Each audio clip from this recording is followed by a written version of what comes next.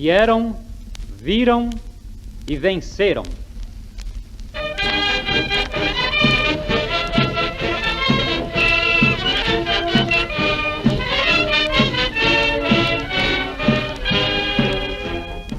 A BBC de Londres sente-se orgulhosa de poder apresentar aos seus ouvintes do Brasil a história do 6º RI em campanha, contada ao seu microfone pelos próprios soldados.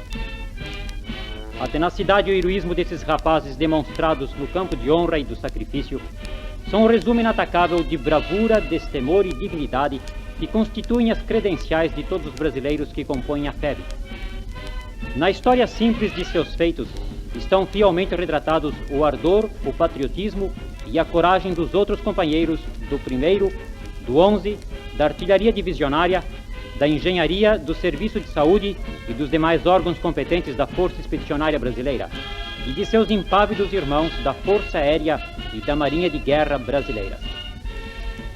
A todos esses que souberam cooperar galhardamente para a grandeza da pátria brasileira e pela vitória na Itália das Nações Aliadas, a BBC tem orgulho especial de dedicar este programa. A história do 6º será contada por Francis Hallowell, correspondente da BBC junto à FEB.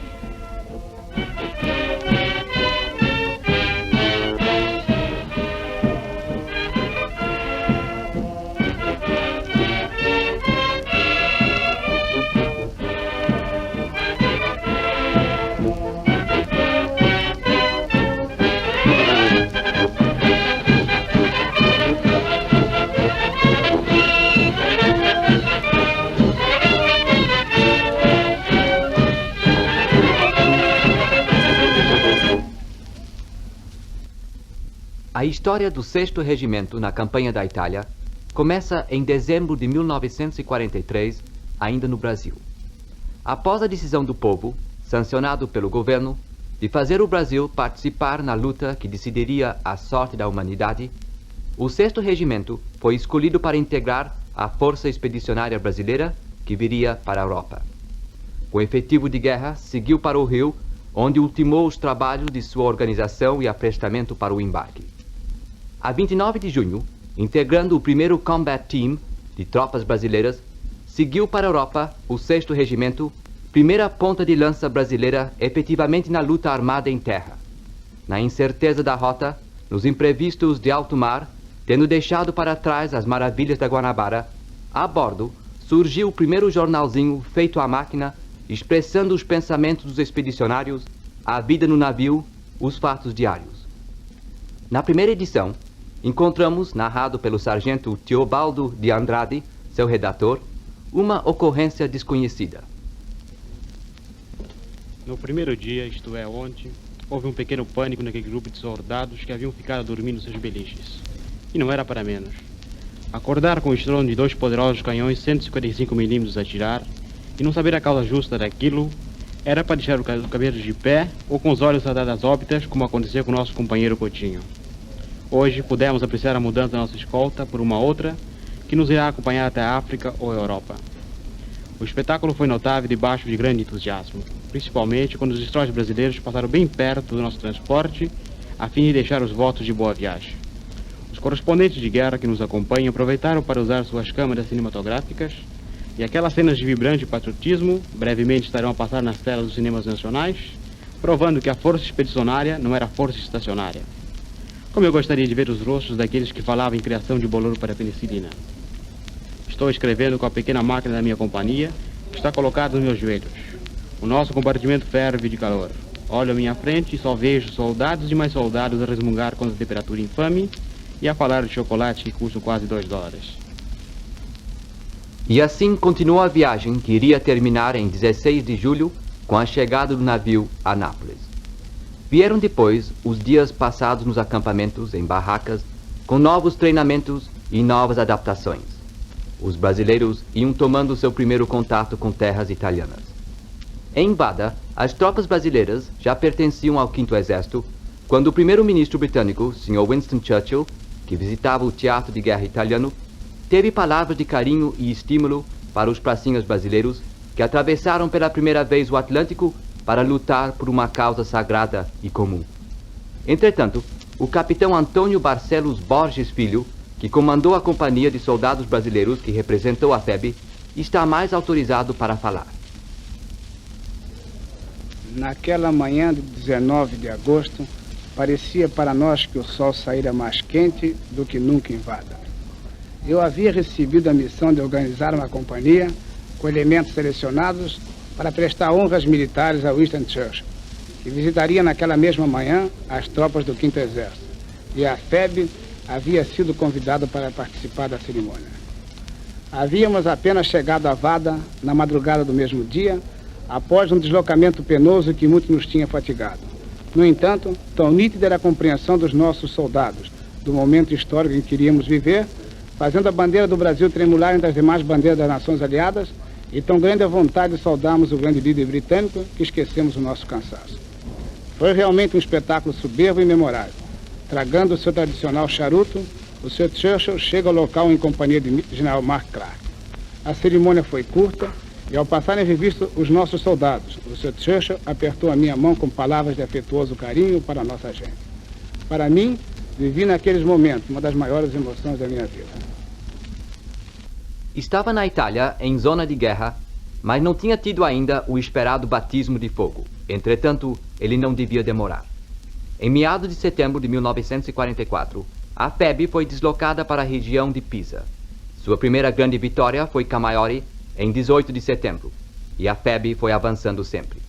O uniforme do pracinha ia se tornando mais familiar nas cidades e vilas italianas liberadas do inimigo.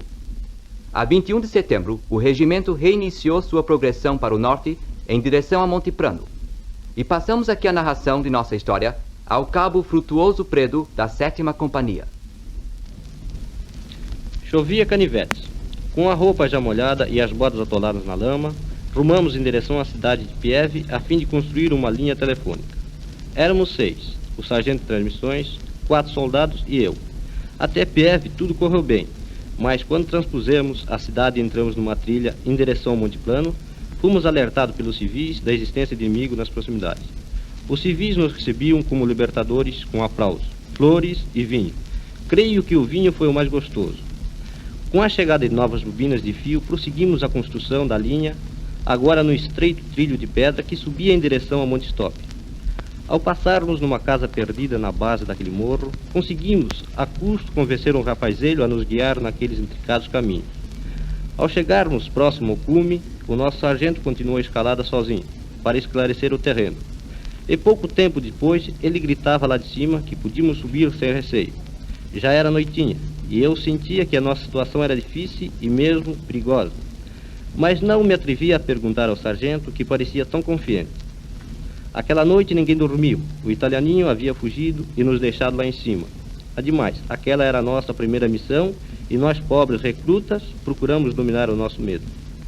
Na manhã seguinte, o tempo já havia melhorado e ingenuamente fizemos uma fogueira para secarmos as nossas roupas encharcadas. O que nos valeu o tão esperado batismo de fogo. A artilharia inglesa, vendo a nossa fogueira tão perto das linhas inimigas, nos presenteou com uma barragem. Fomos obrigados a retrair e numa pequena choupana conseguimos restabelecer a nossa linha telefônica, com o batalhão que nos dava outro itinerário.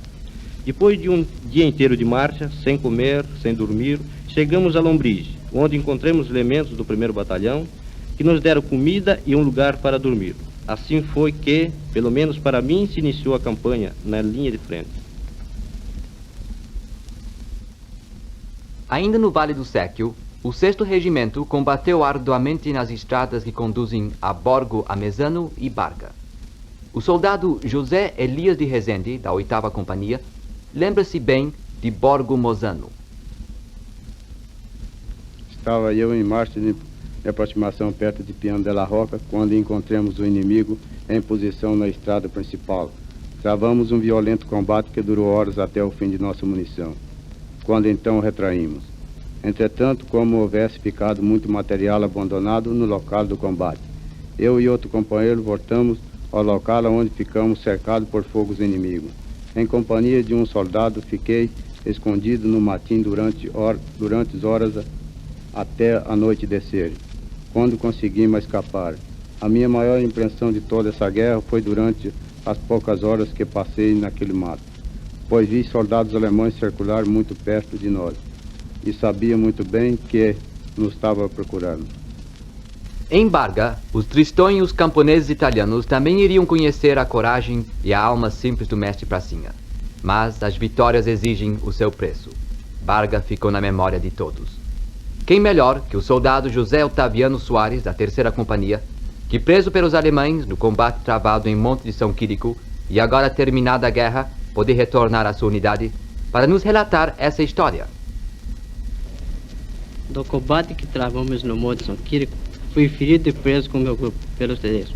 Diante da gravidade da nossa situação, o nosso sargento levou o grupo para uma casa onde resistimos até o último cartucho. A primeira cidade importante que eu me lembro e cheguei depois de feito prisioneiro foi Mantova, onde, depois de interrogado, fui transportado ao hospital, que seria a minha residência por 2 meses. Na época, na ofensiva final das Forças Aliadas, fui transferido para Brunn. No dia 4 de maio, era libertado pelos ingleses. Com admirável rapidez, os brasileiros se adaptaram às novas condições e às exigências da guerra moderna. Para eles, as patrulhas perderam todo o mistério com que as pintavam para a tropa ainda nos acampamentos antes de entrarem em linha de frente. O 3º sargento Wilson Gonçalves de Faria, da 7ª Companhia, vai nos transmitir suas impressões de uma das muitas patrulhas que os brasileiros efetuaram na zona de Barga. Numa manhã, por ordem do meu capitão, saiu uma patrulha de reconhecimento no Monte São Quirico. Ao aproximar-me do objetivo, separei os meus homens constituídos em 2 pequenos grupos. Um sob meu comando e outro sob o comando do cabo, que deveria ficar à retaguarda para nos apoiar. Nisto, surpreendi um ninho de metralhadores do Tedesco, que prontamente atirou contra nós. Como eu estivesse mais à frente e com uma submachine gun, protegi o retraimento da patrulha, não permitindo que o inimigo pudesse levantar a cabeça do seu abrigo e atirar contra os meus homens. Terminada a munição da minha arma, retraí e fui encontrar os demais companheiros num barranco onde soube que faltava 2 soldados. Imediatamente saí à procura e os achei, trazendo-os para junto dos demais, onde então o inimigo começava a nos martelar com morteiros. Retiramos-nos em ordem e com todas as informações que havíamos ido buscar. Em fins de outubro, os brasileiros estão vivendo seus últimos dias no Vale do Séquio e se encontram na região de Galicano. O fim da guerra trouxe a liberdade para o 3º sargento José Ferreira de Barros Filho, da 1ª Companhia, que numa das últimas patrulhas foi ferido e preso pelos alemães e que agora vai nos relatar o que foram aqueles dias de despedida do trágico Vale do Séquio. A patrulha já havia caminhado 4 quilômetros quando chegamos nas proximidades de Castel Novo de Carfanhana, onde o inimigo abriu fogo contra nós. Quando nos percebemos, estávamos envolvidos e, como houvesse uma cocheira a 30 metros dali, corremos para lá, onde continuamos a resistir. Neste instante, o nosso tenente caiu mortalmente ferido com um tiro na testa e eu fui ferido por uma granada. Os alemães lançaram granadas incendiárias, o que provocou fogo imediato no nosso reduto. Neste momento, fui novamente ferido e perdi os sentidos. Quando acordei, estava nas mãos dos tedescos, que nos levaram para São Giovanni, onde travei conhecimento com 3 americanos também presos. Fui depois para Mantova e daí para a Alemanha de trem, uma viagem horrível que durou 5 dias. No campo de Moosburg, sofri frio, fome e bombardeios terríveis, mas felizmente tudo isto passou e eu estou aqui são e salvo.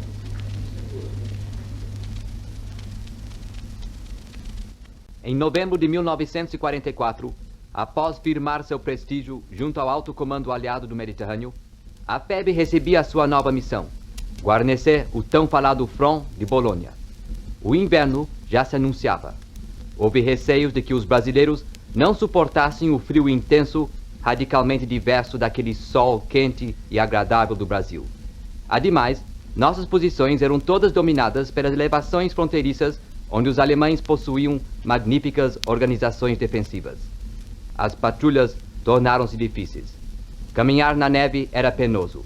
Fugir das vistas inimigas significava viver no frio medonho dos foxholes, sob a ameaça constante que era o Monte Castelo. A FEB passou aí todo o inverno cruel dos Apeninos.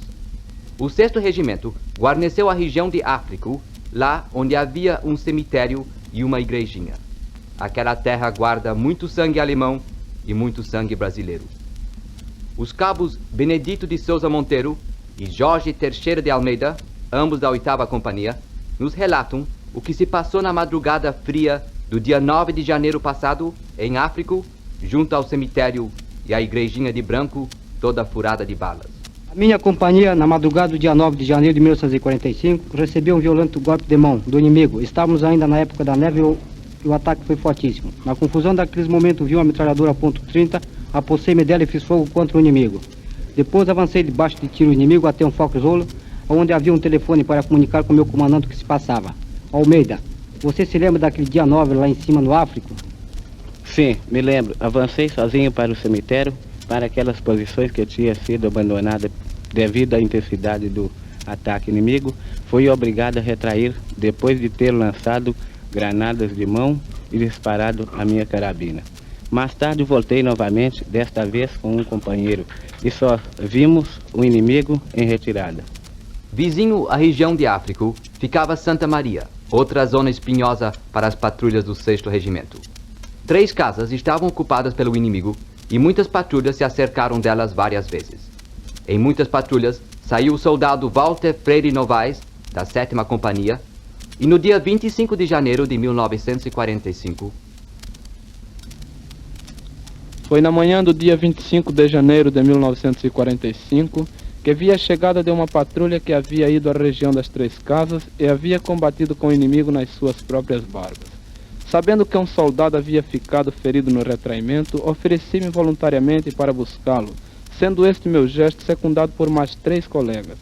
Foi dificílima a nossa aproximação até o corpo do nosso camarada, e lá chegando, só pudemos trazer um cadáver. No dia 21 de fevereiro, lançando-se ao ataque pela primeira vez ao lado da 10ª Divisão de Montanha Norte-Americana, os soldados brasileiros apoderaram-se do Monte Castelo. Acabava assim o pesadelo que durante tantos meses pairou imóvel e assustador frente aos olhos dos expedicionários. Entretanto, a conquista de Castelo representava apenas o início de uma nova fase da campanha da FEB. A FEB despertara da defensiva para se lançar afinal na ofensiva. Era o fim do inverno e o fim do período estático. O regimento recebeu a missão de ocupar Castelnovo, uma cidadezinha encravada no topo dos Apeninos. O maciço de Soprasasso, oeste de Castelnovo, seria o primeiro objetivo. E por ele começou a escalada memorável que nos relatará o 3º sargento Alessandro Matar, da 3ª Companhia. Na madrugada de 5 de março de 1945, deslocávamos para preparar o cerco do Monte Soprasasso, quando recebemos tiros pela retaguarda. Não importamos com isto e fomos até Precária. Daí prosseguimos para Castelnovo, onde entramos e logo em seguida fizemos 6 prisioneiros. Interrogado, os tedescos nos informaram da existência de outros 4 homens que queriam se entregar. Fui para lá e encontrei 15 alemães armados, que se renderam. Tratamos ainda de 2 feridos inimigos, que foram evacuados em seguida. O ataque a Castelnovo por Soprasasso foi executado de maneira brilhante e audacioso. Na tarde de 5 de março, todas as posições fortificadas do inimigo estavam em poder dos brasileiros. Já nesta época, o comando aliado na Itália havia delineado os planos finais para a derrota alemã na península. O grande e último ataque começou pelo 8º Exército no Adriático. As tropas do 5º Exército se lançaram para La Spezia, na Ligúria. O mundo aguardava a vez de Bolônia. As tropas brasileiras se atiraram contra Montese, ladeada pela 10ª de montanha. Montese caiu. A 10ª progredia a uma velocidade incrível. Isoca, no seu flanco esquerdo, ameaçava a ofensiva geral. Por mulateiras e pontes improvisadas, avançou rapidamente em seus jipes o 6º Regimento, e após ligeiras escaramuças, dominou a resistência inimiga. A entrada em Zoca será contada pelo cabo José Esperança, da 3ª Companhia. Meu pelotão foi encarregado da missão de ocupar Zoca a qualquer custo. Logo na entrada da cidade, encontramos um outro pelotão com seu tenente-comandante, que informou ser difícil a entrada na cidade, já que ele havia tentado, tendo perdido 2 homens. Contudo, resolvemos continuar e chegamos até o centro da cidade sem novidades. Exatamente quando íamos prosseguir ao vasculhamento das casas, recebemos tiros de armas automáticas inimigas, que foram facilmente localizadas, pois estavam na própria casa. Consegui, com minha bazuca, destruir ou pelo menos espantar essas metralhadoras. Na madrugada, quando os tanques americanos entraram, já não encontraram mais os alemães. Depois da tomada de Zoca, a FEB iniciou uma outra fase de sua atuação na Itália, a de perseguição. Perseguir o inimigo em retirada organizada é a ação das mais difíceis para qualquer unidade. É a fase da descentralização. Ligações e reabastecimentos se tornam dificílimos, elásticos. Só funciona o rádio, o único meio de transmissão. Apesar de todas as dificuldades da guerra de perseguição, o 6º estava sempre pronto para agir rapidamente. Na expectativa, a missão da FEB era cobrir o flanco sul do 5º Exército e barrar a passagem de forças alemãs de certo vulto que se encontravam ainda na região litorânea e tentavam alcançar o Vale do Pó. Foi assim que a FEB fez a travessia do rio Panaro, tangenciando a borda norte dos célebres Apeninos e ganhando a vastidão do Vale do Pó. Na tarde do dia 26 de abril, estava o 6º Regimento estacionado ao longo do rio Enza, quando recebeu ordem para mandar um reconhecimento sobre o eixo da estrada Parma-Collecchio-Fornovo. Seguiu nessa missão a 8ª Companhia, que juntou-se ao esquadrão de reconhecimento, comunicou estar em contato com fortes formações inimigas na periferia de Collecchio. Dessa ação em conjunto, com um batalhão do 11, resultou a queda da cidade. O soldado Oswaldo Gomes da Silva, da 8ª Companhia, um veterano, nos contará o que ele fez juntamente com seus bravos companheiros. Ao cair da tarde, rumávamos em direção da cidade. Já ao anoitecer, havíamos atingido a cidade e penetrado até a sua pequena praça central, onde fomos detidos por um canhão que os alemães haviam montado ali. Com a ideia de atacar o edifício da prefeitura, apoderamos-nos de uma casa logo em frente ao grande edifício. As escaramuças com o inimigo se prolongaram até a manhã seguinte. Quando saímos do nosso abrigo a fim de vasculhar a cidade, a resistência era menor e havia sinais de grande parte do inimigo, aproveitando a escuridão, havia se retirado durante a noite. A certa hora, passando por uma casa, vi 2 cavalos com aviamento militar que haviam sido forrageados há pouco. Entrei na casa, onde encontrei 13 alemães que levantaram o braço em sinal de rendição. Os tedescos eram todos praças. Naquela mesma tarde não havia mais resistência inimiga em Collecchio. Collecchio, pequena cidade ao sul de Parma, tomada ao alvorecer do dia 27, reservava uma surpresa para as tropas brasileiras. Um grande depósito, talvez única justificativa de tão terrível resistência, foi encontrado na minúscula cidade. Os alemães se retiram para o sul, seguindo o eixo Collecchio-Fornovo. As informações se referiam a grandes concentrações de tropas nazistas. Portanto, chegara o momento de honrar a confiança depositada nas armas brasileiras. Era preciso cumprir a missão de responsabilidade da garantia do flanco do 5º Exército. Iria-se iniciar a ação que redundou na maior glória da FEB, a rendição de uma divisão inteira e remanescentes de 2 outras. Nesta ação, demonstrou a FEB o valor de seu Estado-Maior na concepção de manobra, e o 6º Regimento exibiu suas credenciais de regimento de escola granjeadas no campo da luta.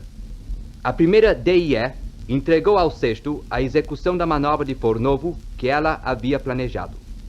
Na manhã do dia 28 de abril, o 6º Regimento atacava o inimigo em Fornovo por 3 direções. Pelo sul, o 2º Batalhão envolvia a retaguarda inimiga. O 1º Batalhão fazia o ataque principal e fronteiro, partindo de Collecchio. E o 3º Batalhão fechava as saídas pela margem oposta do rio Taro. Antes de iniciar a ação, o comandante do regimento envia uma intimação às forças de Fornovo, exigindo a rendição incondicional. Os alemães resistiram nas alturas de Taglignano, Segalara e Gaiano. Tanques, canhões antiaéreos, artilharia reforçavam a resistência dos nazistas. Mas vamos à palavra do 3º Sargento Apio Aleluia de Freitas, da Companhia de Comando do 1º Batalhão, que nos contará uma passagem da frente de Gaiano. Estava providenciando o remuniciamento quando fui chamado pelo meu capitão para sair com ele de jipe. Tomamos a estrada e 1 quilômetro depois vimos um caminhão americano virado no meio da estrada. Paramos o jipe e o capitão desceu para ver o que era, quando percebeu que havia inimigos nas proximidades. Voltou para a máquina e, ao fazer manobra para fugirmos, uma mina fez voar o jipe. Não sei quanto tempo depois acordei e vi o meu capitão deitado ao lado ferido. Eu estava menos atingido. Saí em busca de socorro. Tinha andado só 30 metros quando disparei a minha pistola contra um vulto que me pareceu um inimigo. Porém, logo em seguida fui atacado por 5 alemães que me prenderam ao mesmo tempo e que me bateram com alguma coisa, pois perdi os sentidos e voltei a mim numa casa. No dia seguinte eu estava na porta com um sentinela a me guardar, quando vi passar um jipe com um capitão brasileiro, que me afirmou estar tudo terminado com a rendição da divisão alemã e que eu estava livre. Ao cair da noite de 28, estava o 6º Regimento de posse das alturas de Segalara e Taglignano. Na frente do 2º Batalhão, os alemães haviam perdido as elevações que constituíam os pontos fortes mais importantes para sua defesa.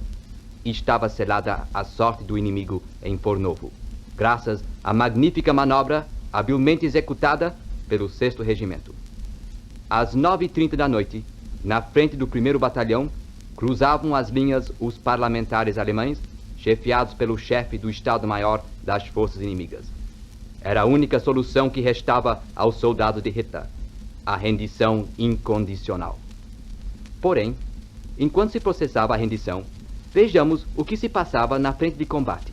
O 3º Sargento Mário Carlos, da 3ª Companhia, dirá melhor. O ataque contra Segalara se deu no dia 28 de abril. Foi realizado e fizemos 30 prisioneiros. Mas neste mesmo dia sofremos 2 fortes contra-ataques.